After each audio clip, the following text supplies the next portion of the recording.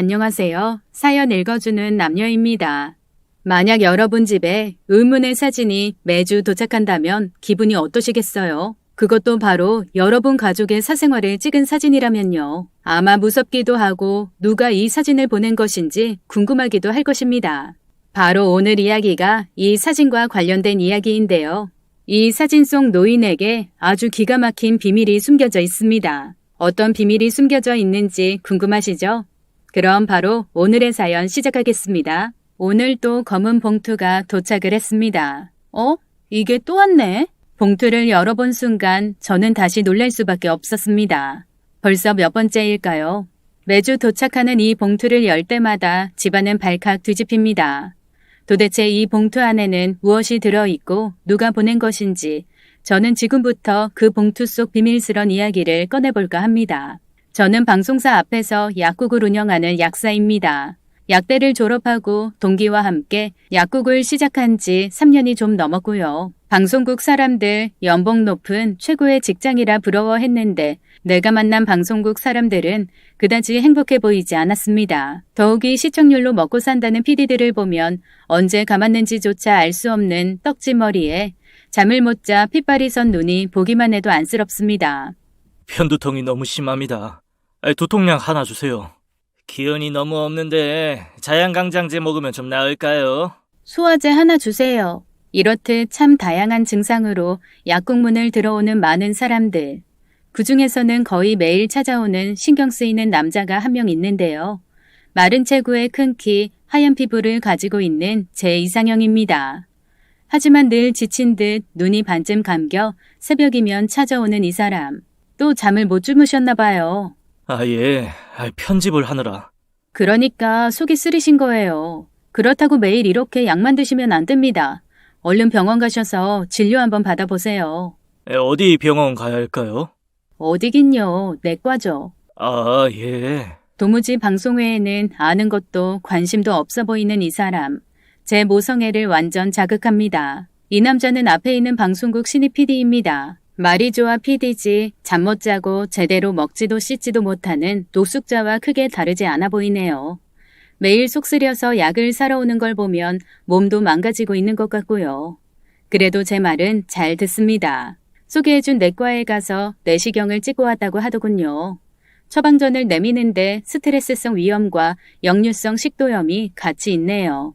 약 잘 챙겨 드세요. 이 정도라 다행인데 방치하면 큰일 납니다. 설명을 하려고 보는데 앞에 있는 의자에 그 사이 골아 떨어져 자고 있는 겁니다. 저는 걱정스러운 표정으로 그를 쳐다보면서 잠이라도 자라고 깨우지 않고 그대로 두었어요. 그렇게 시간이 꽤 흘렀을까요? 핸드폰이 여러 차례 울려도 못 받기에 제가 다가가서 깨웠습니다. 저 전화 왔는데요. 한참을 흔들어 깨우고서야 놀라 일어났고 전화를 받자마자 상대방이 호통치는 소리가 밖에까지 들려왔습니다. 야, 너 어디야? 그 소리에 놀라 뛰어나가는 남자. 결국 약을 두고 갔네요. 퇴근할 무렵까지 약을 찾으러 오지 않기에 저는 안 되겠다 싶어 방송국 로비로 갔습니다. 그리고는 약을 맡겼죠. 꼭 전해주세요. 그리고 며칠 후였습니다. 그 남자가 약국에 다시 들어오더군요. 반가움에 저도 모르게 환하게 웃었습니다. 저 약 받으셨죠? 예, 받았습니다. 이제 좀 어떠세요? 좀 덜 쓰려요.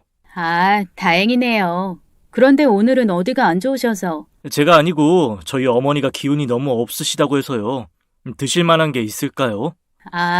혹시 연세가? 그게 50... 아니다. 60이요. 저는 웃음부터 나왔습니다. 어머님 연세에는 관절 조심하셔야 돼요. 폐경하시느라 뼈 상태가 급격히 나빠지거든요. 제가 종합 비타민제랑 뼈에 좋은 칼슘제 함께 처방해 드릴게요. 혹시 다른 약 드시고 있으시면 꼭 체크하시고 말씀해 주세요. 함께 먹으면 안 되는 약들도 있거든요. 그날 이후로 이 남자는 계속 약국을 찾아왔고 어머니뿐 아니라 고모님, 큰아버님, 심지어 이웃집 할아버지까지 말도 안 되는 이유를 대며 약을 샀습니다. 그 약 다 어쩌셨어요? 예? 그 많은 약 사가지고 혹시 책상 서랍에 쌓아두신 건 아닌가 해서요. 그제서야 얼굴이 벌개지더군요. 혹시 식사하셨나요? 네? 약사님 지어주신 약 먹고 많이 좋아져서 점심이라도 대접하고 싶은데요. 사실 좀 당황했지만 싫지 않았습니다. 그럼 손님은 누가 받고요? 저기 다른 약사님 곧 나오시잖아요. 뭐 어차피 점심시간이고 손님도 없고. 이 사람 저희 약국의 스케줄을 모두 알고 있습니다. 저는 웃음부터 나왔죠. 안 그러면 저 빈속에 그냥 약 털어놓습니다. 지금 협박하시는 거예요? 데이트 신청하는 겁니다. 소심하던 이 남자 갑자기 용감해진 걸까요? 아니면 드라마 PD라 그런 걸까요? 저는 결국 이 사람의 각본대로 첫 데이트를 시작했고 아침마다 함께 밥을 먹으며 서로를 알아갔죠. 서로 워낙 다른 시간에 일을 하다 보니 유일하게 만날 수 있는 시간은 아침뿐이었습니다. 그렇게 시간은 지나고 그 사람과 만난 지 2년이 다 되어가던 어느 날. 오늘 저녁밥 먹자. 오늘 저녁? 시간 돼? 촬영이라면서. 배우 스케줄이 안 맞아서 저녁 촬영 접었어. 헐, 나 자기 만나고 저녁 조명 받으면서 식사하는 거 처음인데. 그날 한강이 보이는 스카이 라운지 식당에서 만난 지 2년 만에 양복을 입은 이 남자의 모습을 처음 보았어요. 빛나는 이 사람이 내가 알고 있던 그 사람이 맞는지 저는 잠시 설레었습니다. 와, 난 다른 사람인 줄 알았어. 나도 매일 흰 가운만 입고 있는 모습 보다가 이렇게 보니까 진짜 예쁘네. 근데 어색하다. 여기 사람은 또 왜 이렇게 없어? 솔직히 저는 평생 감성하고는 벽을 쌓고 산 사람입니다. 공무원이었던 아버지를 꼭 닮아서 늘 원리 원칙주의였고 무엇보다 융통성이라고는 찾아볼 수 없는 FM 그 자체였죠. 아버지와는 다른 감성적인 엄마는 늘 그런 저를 마음에 안 들어 하셨고 곰 같다면서 아버지를 닮은 것에 불만스러워 했습니다. 저렇게 애교가 없어서 남자는 어떻게 만날 거야? 하필 아빠를 닮아서. 날 닮았으면 좀 좋아. 걱정 마. 난 아빠 닮아서 너무 다행이라고 생각하니까. 그렇게 그날 저는 프로포즈를 받았고 엄마에게도 결혼을 하겠다고 이야기를 했어요. 뭐 하는 집안인데? 아버지 직업은? 엄마는 어느 대학 나왔다냐? 그게 왜 중요한데? 아버님은 은퇴하셨고 어머니는 작은 백반집 하신대. 사돈하고 골프나 치고 여행이나 다니는 게 내 꿈이었는데 다 틀렸구나. 엄마, 지금 그런 이야기 할 때야? 나 결혼하는데 어떻게 준비해야 할지 아무 생각도 없어? 그만큼 공부시켜서 약사 만들어줬으면 된 거지. 뭘 또 해? 저희 엄마와 이야기하다 보면 숨이 막힐 때가 많습니다. 혹시라도 또 상견례 자리에 가서 쓸데없는 소리를 할까봐 너무 걱정이 되었어요. 이럴 때 아빠라도 계시면 좋을 텐데 결혼할 때가 되니 하늘나라로 떠나신 아빠가 너무 그립습니다. 걱정 마. 우리 아버지도 만만치 않아. 세상이 전부 당신 위주로 돌아가신다고 생각하는 분이지. 우리 엄마 속 꽤나 썩였는데 아직까지 같이 사시는 게 신기할 정도야. 엄마 때문에 걱정하는 저를 위로하는 거려니 했습니다. 남자친구가 워낙 바빠서 인사를 드리러 가지도 못한 채 상견례에서 부모님을 뵙게 되었는데 들어오시는 모습부터 예사롭지 않더군요. 하얀 양복에 흰색 중절모를 쓰고 백구두까지 신은 올 화이트 패션에 저는 너무 놀랐습니다. 반면에 시어머님은 평범하신 분 같았고 인자해 보이셨어요. 반가워요. 우리 애 통해서 이야기는 많이 들었어요. 네, 진작 찾아뵀어야 하는데 죄송합니다. 그게 어디 섹시 탓인가? 바쁜 우리 아들이 문제지. 그래도 이건 아니지. 남자가 바쁘면 여자 혼자라도 와서 먼저 인사를 하고. 그때 시아버지를 쿡 찌르는 시어머님의 손이 느껴졌고 저는 모른 척 했습니다. 그런데 어머니는 네, 화장실에 잠시 곧 오실 거예요. 화장 고치러 간다던 엄마가 도통 나타나질 않습니다. 전 너무 불안했지만 시아버지의 올 화이트 패션을 보니 안심이 되더군요. 그때 엄마가 들어왔고 엄마의 모습에 너무 놀랐는지 시아버지조차도 입을 못 다무시는 거예요. 처음 뵙겠습니다. 엄마는 언제 갈아입었는지 내가 그토록 말리던 그 빨간색 망사 원피스를 입고 들어오네요. 립스틱도 어찌나 빨갛게 발랐는지 제 얼굴이 다 화끈거렸습니다. 그러더니 엄마 또한 시아버지의 패션에 놀랐나 보네요. 어서 오세요. 이렇게 귀한 때를 보내주셔서 감사합니다. 아니 다행히 그날 이렇다 할 상황은 안 일어났죠. 어머니의 저지로 아버님도 별 말씀이 없으셨고 저희 엄마의 손도 제가 꼭 붙들고 있어서 무사히 넘어갔습니다. 10년 전 아버지가 돌아가신 후 저는 엄마와 둘이 살고 있었어요. 어릴 적부터 저랑 성격이 맞지 않아 매번 티격태격하던 엄마였지만 아버지가 돌아가시고 왠지 엄마가 안쓰러워져서 되도록 엄마를 이해하려고 노력합니다. 엄마, 애썼어. 넌 꼭 결혼해야겠니? 갑자기 무슨 소리야? 난 영 맘에 안 들어. 뭐가 또 내가 남편 없다고 그 여자가 나를 아래 위로 얼마나 훑어보는지 기분 나빠서 앉아있을 수가 없더라. 그런 거 아니야. 어머니 좋기만 하던데 뭘. 어머니 같은 소리 한다. 엄마는 또 말도 안 되는 어거지를 쓰기 시작하십니다. 미안해 자기야. 미안할 거 없어. 아무래도 혼자 나오시니 기분이 그러셨겠지. 내가 앞으로 더 잘할 테니까 걱정 마. 고마워. 이해해줘서. 자기 부모님께도 죄송하다고 꼭 전해드려. 전 혹여라도 기분이 상하셔서 결혼에 문제가 있을까 걱정을 했는데 다행히 이해해 주셨고 엄마도 더 이상 고집을 피우지는 않으셨어요. 저희는 그렇게 연애 2년 만에 결혼을 했습니다. 신혼집은 저와 남편의 직장에 가까운 곳 작은 빌라로 구했고 열심히 일만 한 저희 두 사람은 다행히도 부모님 도움 안 받고 은행 대출을 끼고 마련했어요. 내가 더 열심히 벌어서 다음엔 더 좋은 아파트에 살게 해줄게. 걱정 마. 나도 벌 거니까. 우리 둘이 벌면 금방 이사 갈 수 있겠는데? 우리는 그래도 안정된 직업을 가지고 있다는 것이 남들보다는 행운이라 생각했습니다. 물론 돈을 위해 달려가야 하는 우리에게 휴식은 없었고요. 남편은 입사한 지 3년이 되었지만 여전히 집에 들어오기 힘들었고 매일 촬영을 끝내고 밤새워 편집을 하며 밤낮 없이 살아가는 건 결혼을 해도 마찬가지였습니다. 그나마 잠깐씩 약국에서 만나지 않으면 일주일에 한 번 집에서 볼까 말까이니 결혼을 한 것이 크게 실감이 나진 않았어요.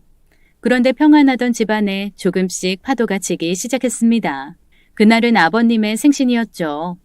결혼하고 첫 생신이라 신경이 많이 쓰였지만 일을 하고 있는 며느리에게 어머님은 아무 요구도 하지 않으셨어요. 됐다. 무슨 밖에서 식사를 해. 집에 남는 게 밥이고 반찬인데 그냥 일 끝나면 와서 밥이나 한 끼 먹어. 그래도 어머니, 아버님 첫 생신인데 됐다니까. 아, 그리고 친정어머니 시간 괜찮으시면 함께 식사나 하고 가시라고 해라. 날 시집 보내놓고 적적하실 텐데. 어머님은 일하는 며느리를 배려해 주셨고 저희 엄마까지 챙기셨습니다. 미쳤니? 내가 거길 왜 가? 무슨 잘난 남편 생일이라고. 엄마는 펄쩍 뜨셨고 저도 다행이라고 생각했습니다. 자기야, 나 어쩌지? 오늘 아버지 생신에 못 갈 것 같은데. 아니 왜? 지난번 명절 때도 못 가고 또 나 혼자 가라고? 오늘 내일 촬영 분량이 장난이 아니야. 방송 펑크나게 생겼다고. 그놈의 방송일은 혼자 다 해 진짜. 그럴 거면 결혼은 왜 하냐? 저는 매번 일에 밀려버린 제 모습이 짜증이 나서 화를 내고 전화를 끊었죠. 그런데 아침부터 짜증을 내고 나니 오히려 제 마음이 불편하더군요.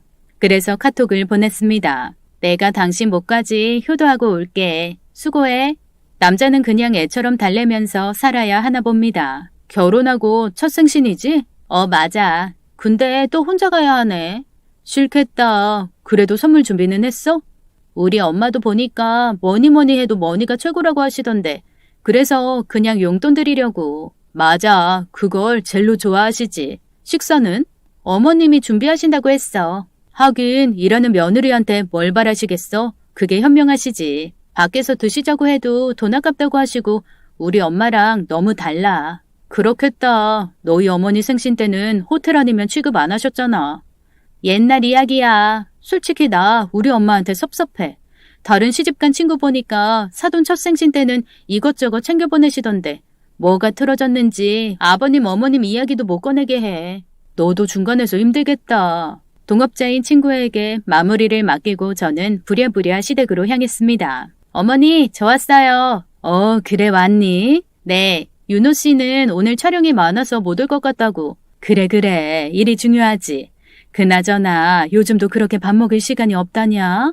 집에도 못 들어와요. 맨날 혼자 잔다니까요. 아이고 그러게. 신혼인데 네가 고생이 많다. 그런데 아버님은 어디 계세요? 몰라. 너 저녁에 온다고 했으니 곧 들어오겠지. 무슨 볼 일이 그렇게 많은지 찾는 사람은 하나 없더만. 제가 좀 도와드릴까요? 다 했다. 죄송해요. 제가 음식 준비해야 하는데. 죄송할 것 없어. 집에 쌓인 게 음식인데 거기에 미역국 하나 끓이면 되지. 어머님은 백반집을 운영하고 계십니다. 아버님은 젊은 시절부터 배우의 꿈을 꾸면서 여기저기 단역배우로 출연을 하신 적이 있는데 지금은 그나마도 그만두셨습니다.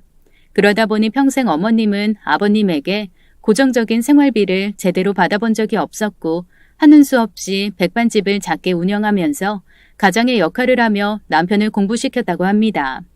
생활력 강한 현실적인 어머님, 그리고 아직도 당신이 배우라며 꿈속에서 사시는 아버님. 게다가 아버님은 젊은 시절부터 밖으로 도시면서 여자들을 만나는 통에 어머님이 마음고생을 엄청 하셨다네요. 도대체 어딜 갔다가 이제 와요? 며느라기가 얼마를 기다렸는데. 아이, 그래, 왔냐, 우리 며느리? 네, 아버님. 생신 축하드려요. 그래, 고맙다. 아이, 설마 말로만 할 건 아니지? 그걸 또 농담이라고? 뭐 해준 것 있다고 바래요, 바라길? 뭘 살까 고민하다가 워낙 아버님 눈이 높으셔서 마음에 드시는 거 사시라고 용돈 좀 넣었어요. 그렇지. 아니, 내가 보통 사람들하고는 스타일이 워낙 달라서 쉽지 않지. 뭐 어쨌든 고맙다. 잘 쓰마. 네. 근데 우리 차 PD는 이제 아버지 생일인데 안 보이네. 걔가 당신같이 노는 애예요. 일한다고 밥도 못 먹고 다니는데. 하긴, 그 바닥이 그렇지. 하루 종일 기다려야 한 씬 찍고, 내가 예전에 조선 왕조 500년 찍었을 때 말이야. 또 시작하신다. 거기서 당나라 군사로 나왔다가 10초도 안 돼서 활 맞아 죽었거든. 난 나온지도 몰랐는데 우기시니까. 참 당신이 뭘 알겠나? 그 안에 얼마나 치열함이 있는지. 다들 이렇게 실감나게 죽는 거 본 적 없다고? 끝나고 박수를 치고. 어이구 그러게요. 귀신은 뭐 하나 몰라? 그때 실감나게 데려가지. 이 여편네가 그게 남편 생일에 할 이야기냐? 하여튼 저렇게 교양이 없으니 내가 데리고 다니질 못하지. 나도 같이 다니는 건 노 땡큐입니다. 매번 두 분은 맞지 않는 성격 탓에 티격태격하셨고 그때마다 저는 솔직히 어머님 편이었어요. 평생 허리 휘도록 고생만 한 어머님, 여전히 자신이 배우라고 착각하면서 살아가는 아버님. 그래도 좋으니 싫으니 해도 부부는 다른가 봐요. 아버님이 좋아하시는 육회부터 홍어찜까지 상이 부러지도록 준비를 하셨으니까요. 어머님 고생 많으셨어요. 이게 웬 갈비냐? 소는 비싸다고 돌아도 안 보는 사람이? 이거 사부인이 보내신 거예요. 사부인? 정숙 씨? 이 양반이 미쳤나? 사부인 이름을 함부로 부르고. 솔직히 그냥 빈손으로 오기 뭐해서 제가 친정엄마가 준비하셨다고 거짓말을 했습니다. 엄마가 직접 찾아뵙고 인사드려야 하는데 죄송하다고. 죄송하긴 뭐가 죄송해. 이런 거 안 보내셔도 되는데 참. 갈비대가 질기던데 수입산인가 보네. 예. 저놈의 영감탱이 며느리 앞에서 한다는 소리가 만만 있구만. 당신이야말로 하늘 같은 남편 생일상 앞에서 영감탱이라니. 어서 드시기나 하세요 제발. 안 먹어. 먹어. 이 여편네가? 그렇게 한참을 두 분이 싸우고 있을 때였어요. 바로 그 문제의 검은 봉투 사건이 터졌습니다. 택배 왔습니다. 아니 무슨 택배가 이 오밤중에 와? 택배가 도착을 했다고 하면서 어머님이 뭔가를 들고 들어오셨어요. 눈이 잘 안 보이시는지 어머님은 돋보기를 찾으셨고 제가 소포를 보았습니다. 아버님한테 왔는데요. 아버님 생신 선물인가 봐요. 그래? 누가 또 내 생일을 기억하고. 하여튼 이놈의 인기란. 아가, 네가 한번 뜯어봐라. 아버님은 한껏 고무된 표정이었고 저는 조심스럽게 봉투를 뜯었습니다. 봉투 안에는 사진 한 장이 들어있었고 그 사진을 보는 순간 저는 처음엔 제 눈을 의심했어요. 아버님이 어떤 젊은 여성과 길에서 함께 웃으면서 걸어가는 사진이었습니다. 호기롭게 보고 계시던 아버님은 그 사진을 보시더니 몸이 굳으신 듯 아무 말도 없었습니다. 돋보기까지 쓰고 보신 어머니 또한 기가 막힌 듯 아버님을 노려보았어요. 이게 뭐요? 누가 이런 걸 보내? 아이고 생일 선물 한번 대단하네. 참 할 일도 없다. 며느리 앞에서 제대로 어디 이야기 한번 해보시지. 이 여자는 누구십니까? 도대체 누구시길래 이렇게 다정하게 걷고 계시는 걸까? 나도 당신 만나 한 번도 못 본 표정이네. 다정하긴. 이거 그때 그냥 길 가다가 어떤 여자가 길을 물어보길래 내가 그쪽 방향으로 안내하는 중이었지. 그냥 알려주면 되지. 뭐하러 데려다 주기까지 하는데? 아니, 친절한 것도 잘못이요? 오히려 아버님은 화를 내셨고 억울해하셨습니다. 오해할 걸 오해하지. 고작 이런 사진 한 장 가지고 며느리 보는 앞에서 망신을 주고 말이야. 참나 기분 나빠서. 아니면 됐지 왜 화를 내고 그래요? 누가 이런 사진을 보내서 생일에 기분 잡쳤네. 그러게요, 아버님. 요즘 한가한 사람들이 많아서 그래요. 괜히 아버님, 어머님 사이 좋게 지내시니까 분란 일으키려고 보냈네요. 어머니는 아버님의 변명에도 뭔가 개운치 못한 표정이었지만 아버님이 그렇게 부인을 하시니 더 이상은 아무 말도 할 수 없었어요. 그게 무슨 소리야? 사진이라니. 그러니까 요즘 이상한 사람들 진짜 많아. 하마터면 어머님, 아버님 큰 싸움으로 번질 뻔했다니까. 그거 어디서 온 건지 확인은 해봤어? 응. 그런데 보낸 사람이 주소도 전화번호도 다르더라고. 누가 장난친 것 같아. 저는 그렇게 이야기했지만 남편은 마음이 편치 않은 듯 보였습니다. 그리고 그 장난은 시작에 불과했어요. 네, 어머니. 너무 걱정하지 마세요. 제가 알아서 챙겨갈게요. 왜? 무슨 일 있어? 병원에 갔더니 종합 비타민제랑 오메가3 드시라고 했나 봐. 혈압이 있으시거든. 그래서 약사 며느리한테 연락하신 거야? 영양제 챙기라고? 집에 가서 좀 쉬려고 했는데. 그날도 저는 아버님과 어머님 영양제를 챙겨서 시댁으로 갔습니다. 그런데 들어가려다 보니 검은 택배 봉투가 문 앞에 떨어져 있더군요. 봉투도 그렇고 지난번 것과 같았습니다. 저는 혹시나 해서 얼른 봉투를 열어보았고 그 안에는 또 사진이 들어있는 겁니다. 사진의 주인공은 아버님과 그때 그 길을 가르쳐줬다던 바로 그 여자였어요. 이런 미친놈. 길 가르쳐준 거라면서요. 그런데 왜 이 여자랑 차를 마시고 있는데? 아버님과 그 여자가 마주 앉아 차를 마시며 웃고 있는 모습이었습니다.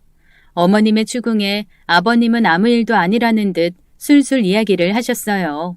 아유, 신경 쓸 거 없어. 알고 보니 그때 그 여자가 부동산 일을 하고 있는 사람이더라고. 그래서요.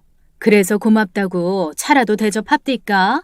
마침 내가 궁금한 것도 있고 해서 그거 묻는다고 차 한 잔 마신 건데.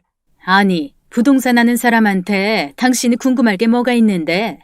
요즘 부동산 시장이 워낙 안 좋으니까 언제쯤 집을 살까 하고.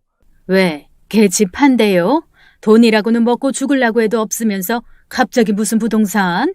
참 이 사람 무슨 말을 그렇게 하나? 우리 말고 얘들이 좀 바쁜가? 둘 다 일을 하니 내가 애비로서 애들 재테크 좀 도와주려고 하는 거지. 아이고 고마워라. 그렇게 도와주고 싶었으면 진작에 정신 차리고 돈을 벌지. 그러니까 우리가 애들한테 돈을 못 해줘도 돈을 버는 방법은 알려줘야 할 것 아닌가? 이 사람 참 생각이 없어. 그래요. 난 생각하기 싫어요.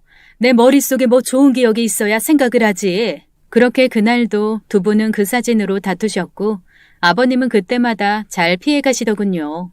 그리고 그 봉투는 일주일 후 다시 도착을 했습니다. 이번엔 그 여자의 손을 잡고 있는 모습이었어요. 어머니는 그 사진에 기가 막힌 듯 물을 벌컥벌컥 마셨고 저는 그런 어머님을 보며 어찌할 바를 몰랐죠. 이놈의 영감 들어오기만 해봐. 그런데 어머니, 이 봉투가 지난번 것하고 똑같아요. 같은 사람이 보낸 것 같은데 밖에서 도대체 무슨 일을 벌이고 다니길래 이런 사진이 찍혀. 내가 결혼한 지 얼마 되지도 않은 너에게 이런 거를 보여 진짜 부끄럽다. 누군가 일부러 아버님을 곤란하게 만들려고 이런 사진을 찍어서 보내는 것 같은데 행실을 바르게 하고 살았어야지. 아주 오늘은 끝장을 낼 거야. 아이고 내 팔자야. 그보다 어머니 이런 사진을 보내는 사람부터 찾아야 하는 거 아닌가요? 경찰에 신고하면 누가 보냈는지 알 수도 있을 텐데. 됐어. 뭐 좋은 일이라고 동네방네 소문을 내. 우리 아들 방송국 PD인 줄 다 아는데 절대 안 되지. 그렇게 어머니는 저를 말리셨고 결국 그날 밤늦게 들어오신 아버님과 대판하셨다고 하더군요. 손금을 봐줬단다. 그 여자한테 상담받다가 이 여자 말이 맞나 틀리나 하고 어찌나 미꾸라지같이 잘 빠져나가는지. 네 아버지하고 못 살겠다. 내가 왜 맨날 이 힘든 장사 해가면서 사는데? 뒤늦게 달려온 남편을 붙잡고 어머니는 한참 넋두리를 하셨답니다. 남편도 말로만 듣다 처음으로 사진을 보고 기막힌 듯 아버지에게 추궁을 했습니다. 아버지, 도대체 이 여잔 누구예요? 누군데 왜 이렇게 손을 잡고 계시냐고요? 내가 얘기했잖아. 부동산 하는 여자라고. 하여튼 바쁜 애는 또 불러서 왜 쓰잘데없는 소리를 해, 이 할망구야. 요즘 잠잠하다 했다. 애들 결혼시켜놓고 이제 철들었구나 싶어서. 그런데 집어를 못 준다고? 어이구, 내가 못 산다 못 살아. 아버지, 진짜 아무 일도 아니에요? 그렇다니까. 그냥 손금 봐준다고 한 거라고. 손금 같은 소리 하고 있네. 도대체 당신이 언제부터 손금을 볼 줄 알았다고? 당신이 날 과소평가하는 거야. 나 어디 나가면 관상이나 수상 봐달라고 줄을 서요. 그렇게 잘 맞는다고. 아버님의 말은 항상 그럴싸했죠. 그럼 당신 남편이 잘나서 그런 걸 어떡해? 나도 피할 수 있으면 피하고 싶어. 그런데 여자들이 용케도 알아보고 들러붙는 걸 뭐 어떻게 하냐고. 네 아버지 정신 나간 소리 하는 거 봐라. 그날 그렇게 한바탕 난리가 났고 남편은 겨우 아버지 어머니를 안정시키고 돌아왔습니다. 생각나는 거 없어? 없어. 아버지가 지금은 저러셔도 젊은 시절에는 여자들 꽤나 따랐다고 하더라고. 그래서 엄마가 좀 골치 아프긴 했나 보던데 그것도 옛말이야. 며느리까지 보신 분이 설마. 그거야 모르지. 3살 버릇 80까지 간다고 하던데. 혹시나 이 사람이 아버지를 닮았으면 어쩌나 은근히 걱정이 되었습니다. 당신은 언제든 다른 여자 좋아지면 먼저 이야기해. 내가 양보해 줄 테니까. 이 사람 갑자기 무슨 이야기 하는 거야? 난 복잡한 거 딱 질색이야. 드라마 보면 복잡한 사람들 최후가 항상 어떻게 끝나는지 내가 누구보다 잘 알거든. 그렇게 아버님 어머님 일로 정신이 없던 어느 날입니다. 약품이 들어오는 날이라 분주하게 일을 하고 있었어요. 그때 전화가 왔습니다. 친정 엄마였어요. 또 돈 이야기를 하려나 받지 않았어요. 여전히 자신의 위치를 모르고 사치스러운 생활을 하고 있는 엄마. 더 이상은 깨진 독에 물을 붓는 일은 없어야 합니다. 그러나 전화는 계속 왔고 결국 받질 않자 남편이 전화를 했더군요. 설마 엄마가 자기한테 돈 이야기 한 거 아니지? 빨리 장모님 댁 가봐. 난리가 났나 보더라. 저는 그 소리에 놀라 뛰어갔습니다. 그리고 집 앞에 온통 빨간 딱지가 붙어있는 걸 보았어요. 엄마, 어떻게 된 거야? 몰라. 나도 몰라. 아이고, 어떻게 하면 좋아. 알고 보니 엄마의 카드값이 몇 천이 되었고 그것을 갚지 못해 결국 집으로 차압이 들어온 거라고 했습니다. 사실 엄마의 사치는 하루 이틀의 문제는 아니었어요. 아버지 돌아가시고 우울증 생기겠다면서 매일 쇼핑 다니고 여행 다니더니 몇 년 전에 아버지가 남기신 아파트를 날리고 작은 아파트로 옮겼습니다.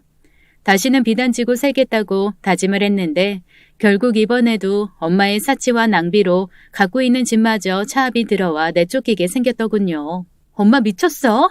다시는 안 그러기로 했잖아. 이게 다 너 때문이야. 너 시집은 보내야 하고 돈은 없고. 그럼 어떻게 하니? 일단 카드를 썼지. 아니 나 결혼할 때 내가 다 알아서 했는데 그게 무슨 소리야. 상견례 한다고 옷 사입고 결혼식 할 때 한복 아무 데서나 할 수 없어서 청담동에서 맞추고 이것저것 백 사고 결국 엄마는 내 결혼식 때 남에게 보여주기 위한 치장을 한다고 카드로 썼고 그 카드값을 계속 못 내서 이렇게 된 거랍니다. 그뿐이 아니었죠. 딸이 약사고 사위가 PD인데 주변에서 결혼턱 내라고 하도 그래서 골프장에서 냈지. 이렇게 철딱선이 없는 엄마가 있을까요? 저는 기가 막혔습니다. 일단 우리 집으로 가. 싫어. 니네 집 가기 싫어. 돈이나 좀 줘. 호텔 가 있게. 뭐? 엄마 정신 나갔어? 지금 호텔에서 자겠다고 돈 달라고 하는 게 말이 돼? 전 너무 화가 났습니다. 엄마 아직도 정신 못 차렸네. 나도 이젠 지쳤어. 엄마 마음대로 해. 길바닥에서 자든 찜질방에 가든. 저는 그렇게 나와버렸습니다. 그렇다고 그냥 오면 어떡해. 우리 엄마는 고생 좀 해봐야 돼. 자기가 무슨 재벌집 사모님도 아니고 아버지가 어떻게 모아두신 돈인데 그걸 한 푼도 안 남기고 쓸 수가 있어? 내가 진짜 속상해 죽겠다니까. 저희 아빠는 워낙 자린고비까지 생활하셨던 분이라 가족은 좀 힘들었지만 아버지가 돌아가신 후 집 한 채와 모아둔 적금까지 제법 많이 재산을 남겨두셨어요. 10년 만에 그 돈 모두 탕진하고 이제 와서 호텔 간다고 돈 달라고 하는 엄마를 제가 어떻게 받아들일 수 있을까요? 저는 뻔뻔하기 그지없는 엄마를 감당할 자신이 없었고 남편에게도 보기 민망했습니다. 그래도 그건 아니지. 장모님 모셔와. 난 어차피 집에 자주 오는 것도 아니고 당신 혼자 지내는 것도 마음 불편한데 잘 됐네. 그렇게 남편은 어머니를 모시고 왔습니다. 나한테는 절대 안 오겠다고 버티더니 남편 말은 들었네요. 남편에게 고마웠습니다. 앞으로 시댁에 더 잘해야겠다는 생각도 들더군요. 그렇지 않아도 아버님 일로 심란해 계실 어머님이 생각났습니다. 어머니, 내일 쉬는 날이시죠? 저도 월차 냈는데 저랑 데이트해요. 데이트? 어딜 가는데? 영화도 보고 쇼핑도 하고 맛있는 것도 사 먹고. 나 신경 쓸 것 없다. 변변하게 입고 나갈 옷도 없고. 걱정 마세요. 제가 옷 사드릴게요. 제 전화소리를 들었나 봅니다. 참 너는 엄마한테는 그렇게 모질게 굴면서 시어머니한테는 아주 입에 혀처럼 구는구나. 요즘 우리 어머니 힘드시단 말이야. 참, 나는 안 힘들고 엄마 우리 시댁 어른들 만나는 거 싫어하잖아. 그거야 뭐 그때는 그때고. 시어머님 너무 옷이 없어서 옷 한 벌 사드리려고. 그러니까 엄마가 옷 좀 골라줘. 나보고 네 시어머니 옷이나 고르라고? 엄마는 옷 볼 줄 알잖아. 알았다 알았어. 네 시어머니 엄청 촌스럽던데. 이렇게 해서 엄마와 시어머니를 모시고 백화점을 갔습니다. 어머니 이거 어때요? 어머니한테 너무 잘 어울릴 것 같은데. 이게 얼마냐? 어머니 가격 보시지 마시고요. 그냥 입어보세요. 그래도 너무 비싼 건 내가 싫다. 아니 이게 뭐가 비싸요? 예? 이게 안 비싸요? 사부인은 참 통이 크신가 봐요. 엄마를 괜히 데리고 나왔다는 생각이 들었습니다. 시어머니에 대해 사사건건 시비를 거는 엄마가 이해가 되질 않았죠. 근데 저랑 겨우 2살 차이 나신다고 들었는데 누가 보면 모녀지간인 줄 알겠어요. 엄마는 무슨 어머니가 관리를 안 하셔서 그렇지 동안이셔. 예, 나이 들어 관리 안 하는 게 무슨 자랑이니? 그렇죠. 제가 맨날 식당에만 있다 보니까 사돈 보시기엔 그러실만 하겠어요. 나이 들어도 여자는 관리를 해야 하는 거예요. 안 그러니 남편이 밖으로 돌죠. 엄마, 무슨... 그러게요. 저도 사돈처럼 코도 높이고 눈도 찢어야 하는데. 아니 누가 눈을 찢었다고 하세요? 저 워낙 차연산인데. 아유 왜 이러세요. 저도 그 정도는 압니다. 이래저래 얼굴에 돈 많이 쓰셨겠구만. 어머니도 만만치 않게 응수를 하셨고 저는 그 두 분 사이에서 살얼음판을 걷는 기분이었어요. 겨우 어머니 옷 한 벌을 사고는 헤어졌습니다. 아주 여편네가 싸가지가 없어. 저러니까 남편이 밖으로 돌지. 엄마야말로 왜 그래? 그렇지 않아도 어머니 심란하구만. 쓸데없는 말을 하고. 너는 왜 나한테만 난리야? 네 시어머니가 나한테 얼굴에 돈 쳐들였다고 이야기하는 거 못 들었어? 엄마야말로 모녀관계라는 이야기는 왜 해? 어머니 그렇지 않아도 요즘 아버님 때문에 속상하신데. 내 말이 틀리니? 여자가 관리도 안 하고 꾸미지도 않고 그러니 어떤 남자가 좋아해? 그냥 밥이나 먹으러 들어오는 거지. 그러더니 엄마는 또 나갑니다. 또 어딜 가? 산 사람이 집에만 있으면 병나. 나도 내일이 있는 사람이야. 엄마는 그렇게 매일 외출을 했습니다. 집에서 매일 우울하게 계시는 것보다 나은 거야. 그렇겠지? 그래도 조마조마해. 또 무슨 사고를 치는 건 아닌가 해서. 너희 어머니 돈도 안 드린다면서. 그냥 매일 10,000원씩만 드리고 있어. 이렇게 엄마에 대한 걱정으로 검은 봉투 사건을 잊고 있었어요. 그런데 다시 진한 봉투가 도착하고 정확히 일주일 후입니다. 약국으로 아버님의 전화가 왔더군요. 아버님, 이 시간에 웬일로? 아이고 며느라, 나 죽는다. 네 엄마가 날 죽이려고 한다. 나 좀 살려다오. 아버님! 아버님! 아버님의 짧은 비명소리와 함께 전화는 끊어졌고 저는 놀라 부랴부랴 시댁으로 뛰어갔습니다. 그리고 아버님을 본 순간 저는 비명을 질렀어요. 아버님의 머리가 한 올도 안 남아 있는 겁니다. 아버님, 어떻게 머리가... 놀랄 것 없다. 저 영감 그동안 가발이었으니까. 그러고 보니 바닥에 가발인 듯한 머리들이 발기발기 찢긴 듯 나뒹굴고 있었고 아버님 목은 졸렸는지 벌겋게 손자국이 나 있었어요. 아버님, 괜찮으세요? 네가 보기에 내가 괜찮아 보이냐? 아니, 그동안 저는 몰랐어요. 가발이신 줄. 정말 감쪽 같네요. 지금 그게 중요해. 이 어떻게 며느리 앞에서 이런 알머리를 보이게 하다니. 아이고, 부끄러운 건 아나 보네. 가발 아니라 머리 가죽이라도 벗겨버리고 싶은 걸 참은 거야. 어머니는 어느 때보다 화가 많이 나 계셨고 남편에게도 연락을 했던지 남편도 촬영장에서 급하게 왔습니다. 그리고 우리 부부는 그날 도착한 4번째 봉투에 들어있는 사진을 보았습니다. 그 사진 속에도 또 그 여자가 있었어요. 여자가 아버님의 옷매무새를 잡아주고 있는 모습이었죠. 배가 닿을 정도로 가깝게 마주보고 있는 사진에 어머니는 눈이 돌았고 결국 아버님의 머리를 부여잡았답니다. 당장 나서요. 내 오늘은 그 여자한테 당신 넘겨주고 올 테니까. 이 여편네가 진짜. 내가 이 꼴로 어딜 가? 아이고 왜? 대머리는 싫대? 그래서 그렇게 가발로 꽁꽁 싸매고 다닌 거야? 이혼할 거야. 나 이렇게는 못 산다. 아버지 진짜 왜 그러세요? 저나 이 사람 아버지 때문에 일도 못하겠다고요. 그냥 커피 마시다가 옷에 코피를 흘려서 닦아줬다고 했잖아. 응? 남자가 사회생활을 하다 보면 그럴 수도 있는 거지. 뭐가 그렇게 불안해서 난리를 쳐? 그러나 버럭 화를 내는 아버님이 전 의심스러웠습니다. 더 이상은 그냥 두고 봐서는 안 되겠다는 생각을 하게 되었어요. 아버님, 저 그 부동산 실장님 소개 좀 해주세요. 뭐? 네가 왜? 아니, 아버님 말대로 저희도 부동산에 관심 많아요. 아기도 태어나면 지금 있는 빌라는 좀 좁고 그래서 그 실장님한테 직접 상담받아 보려고요. 그러자 갑자기 아버님이 당황을 하시는 겁니다. 역시 뭔가 있다는 생각을 하고 조금 더 아버님을 코너로 몰기로 했어요. 나의 질문에 눈빛으로 응원하고 있는 어머님을 보았고 저는 힘을 내서 아버님께 다시 질문을 던졌죠. 아버님 덕분에 저도 부동산에 눈을 좀 떠보려고요. 손금도 봐주시고 서로 대화도 많이 하셨으니 좋은 정보 주실 것 같네요. 아버님 번거로우시면 연락처라도 주세요. 제가 직접 전화해 볼게요. 들리지는 않았지만 아버님은 속으로 저게 왜 저러나 하는 것 같았고 어머님은 우리 며느리 잘한다 하는 것 같았습니다. 그러게 그동안 그렇게 공을 들였으니 아파트라도 하나 줄지 모르지. 얼른 만나봐라. 아버님은 많이 당황하시더군요. 이제 안 만나기로 했어. 알고 보니 영 실력이 없더라고. 말도 안 되는 답변을 남기시고는 방으로 피해버리셨습니다. 그리고 다시 일주일 후 최후의 날이 다가왔죠. 그날은 유난히 비도 많이 오고 천둥 번개까지 치는 날이었습니다. 저는 최근 며칠 몸이 너무 안 좋았고 소화도 되질 않았어요. 일단 검사라도 해봐.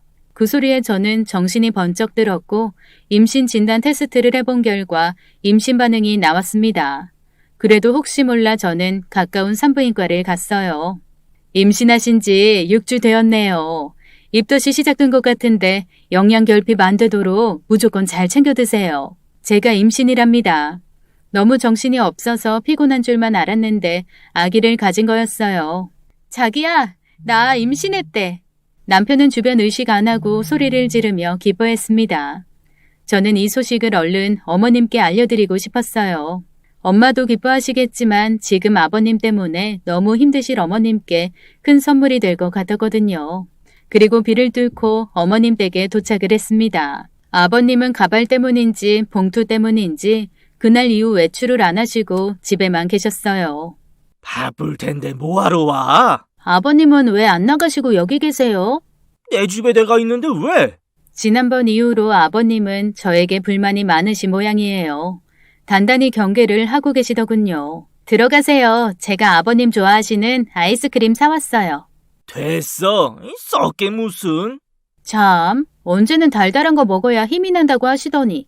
그땐 그때고. 저 드릴 말씀도 있고요. 그때 멀리서 택배 아저씨 차가 오는 소리가 들렸습니다. 그리고 차 문이 열리는 순간 저와 아버님은 거의 동시에 슬라이딩하듯 아저씨에게 손을 내밀었죠. 하지만 역시 젊은 제가 빨랐습니다.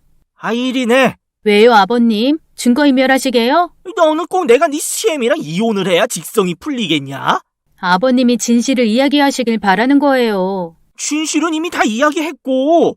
아버님, 지나가던 애들도 이제는 아버님 말 안 믿어요. 그냥 어머님한테 무릎 꿇고 사죄하세요. 그럼 제가 도와드릴게요. 아이고, 참 아주 고맙다. 아니, 네가 시애비 보기를 뭘로 아는 거냐? 저는 그 사이에 검은 봉투를 들고 안으로 들어갔습니다. 그리고는 봉투를 열었죠. 이제는 궁금하기까지 합니다. 무슨 사진일지. 꽃이 만발한 곳에서 그 여자가 다시 등장합니다. 게다가 활짝 웃으며 아버님과 둘이 다정하게 셀카를 찍고 있더군요. 어머니는 입술을 깨물었습니다. 자세히 보니 지네라는 편말이 있었고 마침 사진 아래 날짜도 적혀 있었습니다. 아이고, 지난번에 무슨 은퇴한 배우들 위로 여행 간다고 하더니 아버님도 더 이상은 말을 못하고 있더군요. 둘이서 꽃놀이 다녀왔네. 아이고, 남사스러워라. 그리고 둘이 거기서 차고 왔나 보네. 아이고, 며느리 보기 참. 아이, 정 여사가 우울증이 와서. 정 여사? 우울증? 네 마누라는 멀쩡해서 여기서 밥집하고 있는 걸로 보이냐? 둘이서 그러고 시시덕거리면서 밤새 즐거웠겠다. 따로 잤어. 야, 그게 지금 말이냐 방구냐? 당장 나가. 어머니는 닥치는 대로 잡히는 물건들을 던지셨고 저는 어머님의 속이 풀리길 바라며 옆에 있던 물이 담긴 그릇을 드렸습니다. 어머님은 손에 든 물그릇을 아버님께 끼얹었고 아버님은 다시 머리에 있던 가발이 벗겨지면서 저를 원망스럽게 보더군요. 나가. 내가 속아주니까 아주 우습냐? 내가 바보 천치 등신으로 보이지? 아니, 당신 이게 뭐 하는 짓이야? 한 집안의 가장한테. 가장 같은 소리 하고 있다. 지금 안 나가면 물이 아니라 더한 것도 나갈 수가 있어. 어머니가 주방으로 향하자 아버님은 걸음아 나 살려라 하며 나가셨습니다. 그쪽을 향해 어머니는 아버님의 신발을 던지셨고 제가 한 짝을 마저 던져드렸어요. 그리고 나서 어머니는 씩씩대면서 밥을 푸시더군요. 어머니, 아무 말 말어. 네가 보기에도 내가 바보 같냐?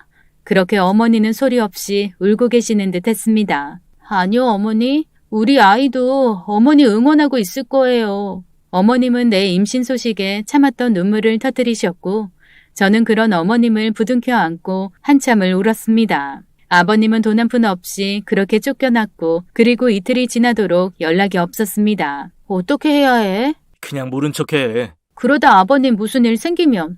아무 일 안 생겨. 우리 아기를 위해서라도 더 이상은 아버지라고 봐드릴 수 없어. 남편의 단호함에 저도 어떻게 해야 할지 모르고 있었죠.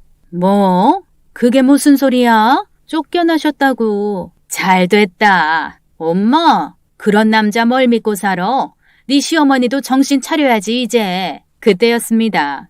여보. 남편이 들어오더군요. 그리고 뒤이어 거지꼬르란 시아버지가 지친 듯 들어오셨습니다. 아버님! 아유, 그래. 엄마는 그런 아버님을 보더니 인사도 안 하고 방으로 들어가셨고 아버님도 민망한 듯 화장실로 들어가시더군요. 남편 말로는 이틀 동안 배회하시다가 우리 집 앞에서 들어오지도 못하고 서성이고 있더랍니다. 이틀간 먹지도 씻지도 못한 아버님의 모습은 거지와 다를 바 없었어요. 어서 씻으세요. 여보, 나 나가봐야 하니 아버지 옷 좀 챙겨드려. 알았어. 어서 나가봐요. 남편은 신발도 제대로 못 벗고 있다가 급하게 다시 나갔습니다. 아버님의 모습을 보니 마음 한켠이 아프더군요. 물을 떠드렸더니 한 컵을 숨도 안 쉬고 드시는 거예요. 제가 갈아입으시러 챙겨서 앞에 놔드릴 테니 아버님은 건너방 서랍에 있는 도희씨 속옷 꺼내서 욕실 들어가시면 돼요. 차마 시아버님 속옷까지 챙겨드리는 건 아닌 것 같아서 아버님이 직접 건너방에서 찾으시도록 했습니다. 그렇게 저는 아버님이 입으실 옷가지를 챙기고 어머님께 전화를 드렸죠. 네, 그러니까 걱정하지 마세요, 어머니. 네가 홀몸도 아니고 거기가 어디라고 간 거야? 낯짝도 두껍지. 뭐하러 받아줘. 당장 쫓아내. 아버님 완전 거지꼬르라고 오셨어요. 한 끼도 못 드신 것 같고. 그 인간 그래도 정신 못 차려. 사부인 보기 민망해서 어쩌냐. 일단 도일씨 오면 그때 상의할게요. 으이구 진짜 원수가 따로 없다. 어머니 나중에 다시 전화드릴게요. 그때였습니다. 너였냐? 그래 나다. 전 밖에서 나는 소리에 놀라 나갔습니다. 그런데 엄마와 아버님이 서로 머리채를 잡고 있는 거예요. 너무 놀라 뛰어가는데 마루에 검은 봉투들이 잔뜩 흩어진 상태였습니다. 자세히 보니 어디서 많이 보던 봉투였어요. 저는 경악을 금치 못했습니다. 바로 일주일에 한 번씩 아버님께 보내줬던 바로 그 봉투였으니까요. 이게 왜 여기? 이 영감탱이 어쩐지 수상하다 했어. 뭐?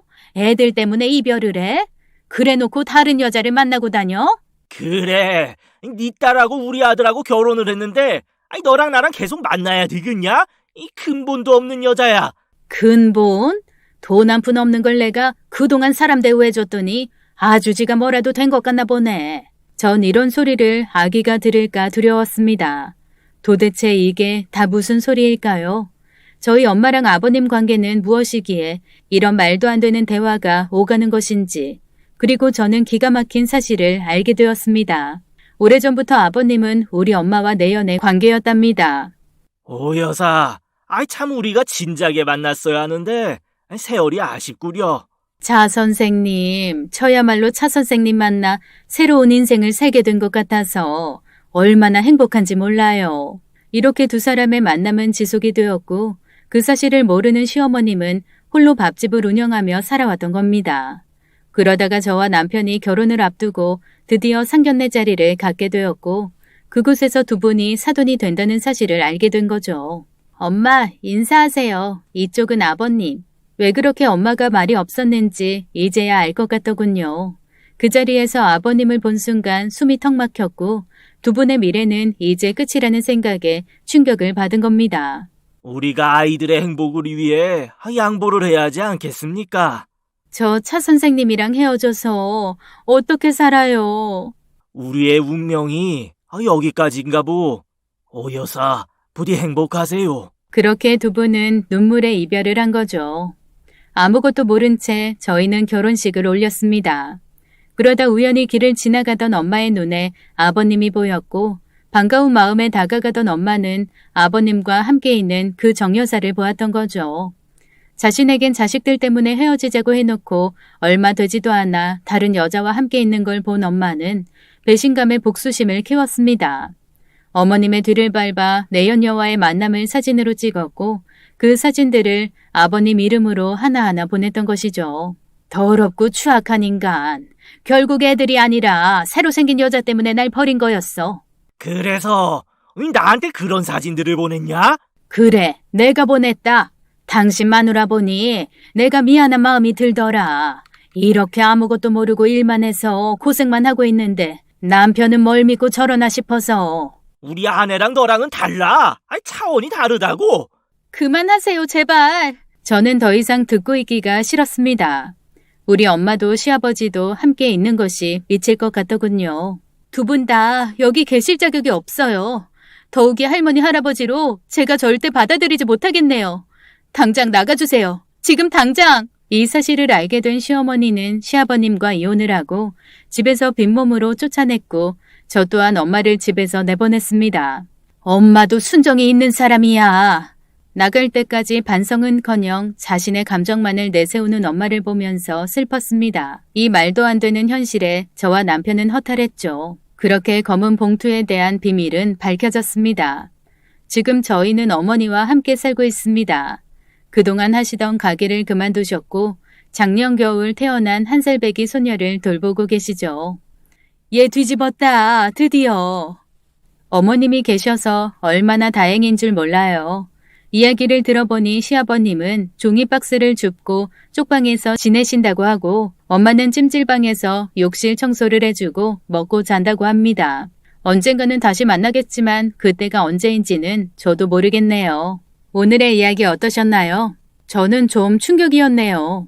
신뢰할 수 없는 남편을 한평생 떠받들며 살아온 시어머니가 안 되셨다는 생각이 들었습니다. 분명 자식 때문에 남편을 계속 끼고 산 거였겠죠. 자식이 뭔지, 부모도 행복해야 자식도 행복한 건데 말이죠. 물론 바람을 피워가면서 행복을 찾는 건 절대 아니라고 생각합니다. 부디 시어머니 모시며 자녀분과 행복하게 살아가길 바랄게요. 그럼 오늘 이야기는 여기서 마치겠습니다. 감사합니다.